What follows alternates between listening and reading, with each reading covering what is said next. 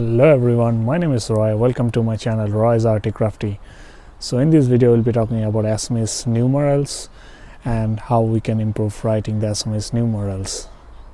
So we'll be writing with a flat nib and let's see how we can do that.